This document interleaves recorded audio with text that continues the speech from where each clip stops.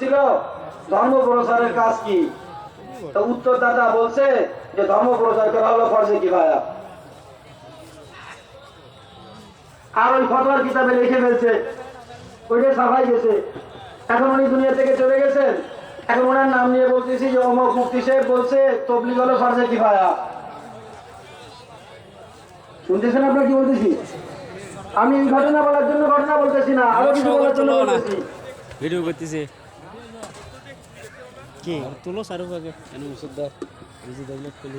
আচ্ছা, আমরা যে এই তাবলিগের নামে চিল্লা তিন চিল্লা বা এই ইজতেমা জড়ে আসি, আমরা কি ধর্ম প্রচারের জন্য আসছি না ধর্ম শিখার জন্য আসছি? ধর্ম প্রচার করা তো ফরজে কিফায়া, এটা আমরা মানতে পারি, কিন্তু ধর্ম শিখা কি?